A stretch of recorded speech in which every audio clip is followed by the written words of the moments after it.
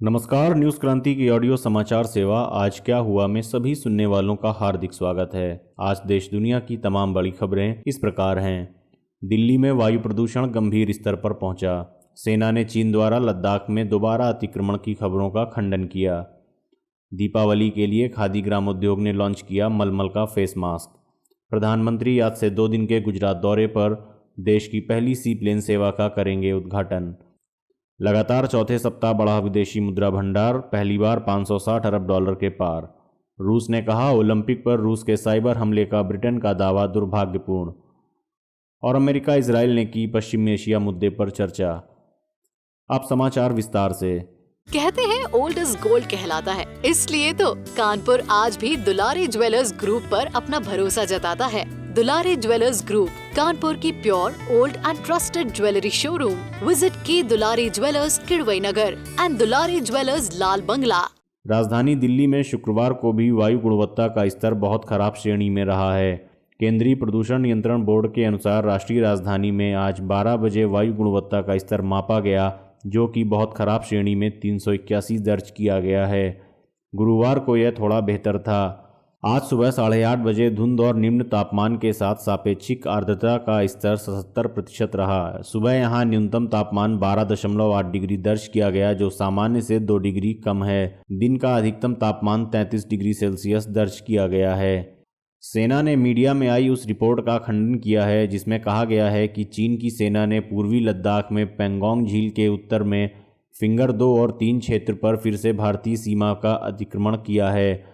सेना के एक वरिष्ठ अधिकारी ने कहा है कि मीडिया में इस बारे में आई रिपोर्ट गलत है।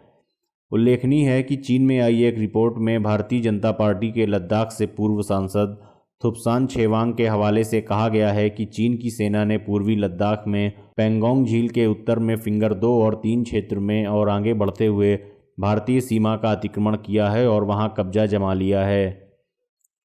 सेना ने इस रिपोर्ट को पूरी तरह से फर्जी करार दिया और कहा कि वह इसे खारिज करती है।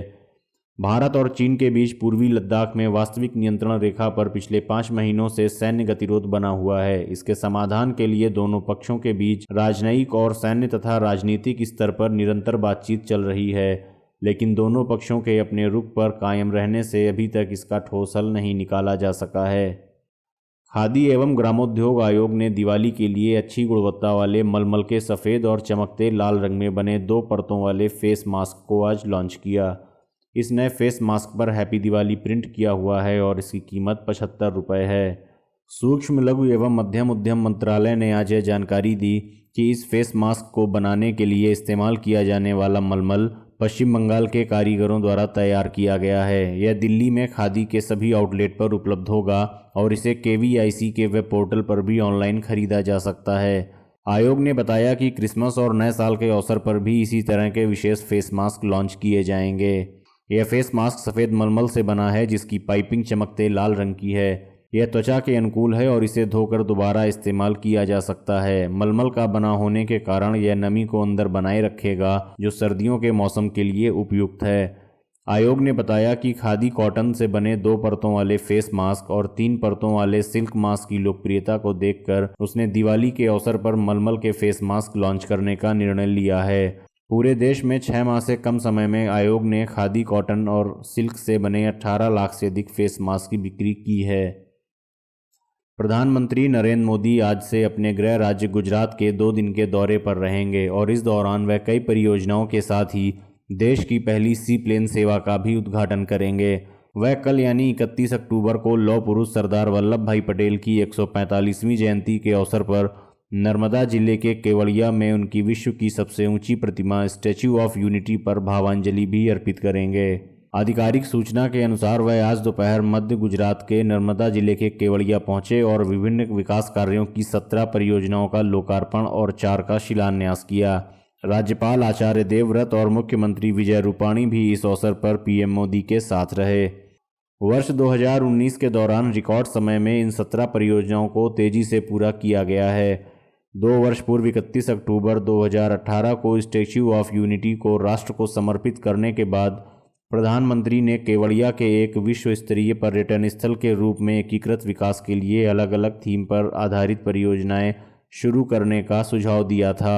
प्रधानमंत्री केवड़िया पहुंचने के बाद वहां जंगल सफारी, हैंडलूम और हैंडीक्राफ्ट विविधता में एकता के प्रतीक एकता मॉल, दुनिया का सबसे पहला तकनीकी आधारित बाल पोषण पार्क, देश के पहले यूनिटी ग्लो गार्डन तथा कैक्टस गार्डन का भी लोकार्पण करेंगे। वह स्टैच्यू ऑफ यूनिटी के निकट बनाई गई जेट्टी से श्रेष्ठ भारत भवन के पास स्थित जेट्टी तक 40 मिनट की राइड में बैठने से पहले 9 अन्य परियोजनाओं का भी लोकार्पण करेंगे। इनमें जेट्टी और बोटिंग, एकता क्रूज, नेविगेशन चैनल, नया गोरा ब्रिज, गरुणेश्वर वियर, एकता नर्सरी, खलवाड़ी इको टूरिज्म, सरकारी कॉलोनियाँ, बस टर्मिनल व होम स्टे सम्मिलित हैं। प्रधानमंत्री statue of unity area development and tourism governance authority के प्रशासनिक भवन, सरकारी कॉलोनियों, एसआरपी क्वार्टर्स और केवड़िया के आसपास के 5 गांवों के प्रभावितों को बसाने के लिए सभी मूलभूत सुविधा युक्त 400 मकान वाली आदर्श ग्राम कॉलोनी व 4 नई परियोजनाओं का शिलान्यास भी करेंगे। स्टैच्यू ऑफ यूनिटी के आसपास के लगभग 25 वर्ग किलोमीटर क्षेत्र में 1 अरब लाइट से स्थायी रूप से सुसज्जित की गई डेकोरेटिव लाइटिंग व सरदार सरोवर डैम की खास डिजाइन की गई डेकोरेटिव लाइटिंग का भी प्रधानमंत्री उद्घाटन करेंगे। 31 अक्टूबर की सुबह वह राष्ट्रीय एकता परेड में उपस्थित होने से पहले आरोग्य वन का दौरा करेंगे। आरोग्य वन एक विशिष्ट प्रकार का गार्डन है जिसकी विशेष डिज़ाइन को कुछ इस तरह से अंजाम दिया गया है कि मानव शरीर और चेतना का सातत्य बरकरार रहे। प्रधानमंत्री देश में सर्वप्रथम सी प्लेन के जरिए केवड़िया से अहमदाबाद प्रस्थान करने के लिए तालाब नंबर 3 के वाटर ड्रोम का उद्घाटन सरदार पटेल की जयंती पर करेंगे। इसके लिए निजी उड्डयन सेवा प्रदाता कंपनी स्पाइसजेट 19 सीटों वाला एक विमान का इस्तेमाल करेगी, जिसमें शुरुआत में 12 सीटों का इस्तेमाल किया जाएगा और अहमदाबाद में साबरमती नदी में बने वाटर ड्रोम यानी जलीय हवाई अड्डे से केवड़िया के तालाब नंबर 3 के वाटर ड्रोम के बीच का किराया प्रति व्यक्ति 4,800 रुपये होगा। देश का विदेशी मुद्रा भंडार 23 अक्टूबर को समाप्त सप्ताह में पहली बार 560 अरब डॉलर के पार पहुंच गया है। यह लगातार चौथा सप्ताह है जब विदेशी मुद्रा भंडार में बढ़ोतरी दर्ज की गई है। रिजर्व बैंक द्वारा शुक्रवार को जारी आंकड़ों के अनुसार 23 अक्टूबर को समाप्त सप्ताह में 5.41 अरब डॉलर बढ़कर 560.53 अरब डॉलर हो गया है। इससे पहले 16 अक्टूबर को समाप्त सप्ताह में देश का विदेशी मुद्रा भंडार 3.61 अरब डॉलर बढ़कर 555.12 अरब डॉलर, 9 अक्टूबर को समाप्त सप्ताह में 5.87 अरब डॉलर बढ़कर 551.51 तथा 2 अक्टूबर को समाप्त सप्ताह में 3.62 अरब डॉलर बढ़कर 545.64 अरब डॉलर पर रहा था। केंद्रीय बैंक ने आज बताया कि 23 अक्टूबर को समाप्त सप्ताह में विदेशी मुद्रा भंडार का सबसे बड़ा घटक विदेशी मुद्रा परिसंपत्ति 5.20 अरब डॉलर की वृद्धि के साथ 517.52 अरब डॉलर पर पहुंच गया। स्वर्ण भंडार भी 17.5 करोड़ डॉलर बढ़कर 36.86 अरब डॉलर हो गया है। अंतर्राष्ट्रीय मुद्रा कोष के पास आरक्षित निधि 2.7 करोड़ डॉलर बढ़कर 4.66 अरब डॉलर पर और विशेष आहरण अधिकार 80 लाख डॉलर बढ़कर 1.49 अरब डॉलर पर पहुंच गई है। रूस के उप विदेश मंत्री ओलेग सिरोमोलोव ने टोक्यो ओलंपिक की तैयारियां कर रहे संगठनों और प्रभारी अधिकारियों पर रूसी साइबर हमले के ब्रिटेन के दावे का खंडन करते हुए कहा कि यह उसकी दयनीय राजनीतिक सोच को दर्शाता है। सिरोमोलोव ने यहां दिए एक साक्षात्कार में कहा, हम इस पर टिप्पणी कर कर थक गए हैं और इस तरह के बेबुनियाद आरोपों का कोई अंत नहीं होने वाला है। सिरोमोलोव के अनुसार उन सभी तरह के दावे उनकी ही राजनीतिक सोच को दर्शाते हैं। उन्होंने कहा, हमारा मानना है कि इस तरह की विनाशकारी नीति वैश्विक समुदाय की अंतर्राष्ट्रीय सूचना सुरक्षा को एक खुली, निष्पक्ष और लोकतांत्रिक प्रणाली बनाने के प्रयास को कमज़ोर करती है। उन्होंने कहा कि संयुक्त राष्ट्र के प्रस्ताव के अनुसार किसी भी दावे को प्रासंगिक तकनीकी डेटा के साथ प्रमाणित किया जाना चाहिए। उन्होंने कहा कि सामने आ रही समस्याओं के समाधान के लिए बातचीत करने की ज़रूरत है और हमने कई बार इसकी पेशकश भी की है। अमेरिका के रक्षा मंत्री मार्क एस्पर ने तेल अवीव में इजरायल के प्रधानमंत्री बेंजामिन नेतन्याहू से मुलाकात करके पश्चिम एशिया के मुद्दे पर चर्चा की। यह जानकारी अमेरिका के रक्षा मंत्रालय ने गुरुवार को दी। मंत्रालय ने बताया कि दोनों देश बातचीत के दौरान द्विपक्षीय रक्षा को बढ़ाने पर सहमत हुए।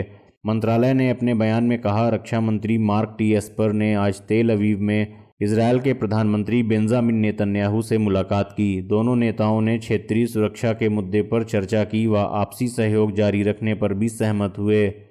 इस दौरान एस्पर ने इजराइल की गौरवपूर्ण सैन्य कोर बनाए रखने के लिए अमेरिकी प्रतिबद्धता दोहराई। इस दौरान दोनों नेता द्विपक्षीय सुरक्षा संबंधों को मजबूत करने की आवश्यकता पर सहमत हुए।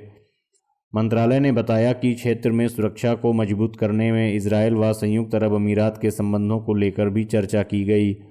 एस्पर ने इजराइल के रक्षा मंत्री बेंजामिन गैट्ज से भी मुलाकात की। कहते हैं ओल्ड इज गोल्ड कहलाता है, इसलिए तो कानपुर आज भी दुलारी ज्वेलर्स ग्रुप पर अपना भरोसा जताता है। दुलारी ज्वेलर्स ग्रुप, कानपुर की pure old and trusted jewellery showroom.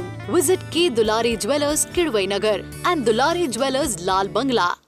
आज क्या हुआ में ये थे देश दुनिया के मुख्य समाचार। अन्य खबरों के लिए आप हमारी वेबसाइट www.newskranti.com पर लॉगिन कर सकते हैं। न्यूज़ क्रांति से जुड़े रहने के लिए धन्यवाद। शुभ रात्रि।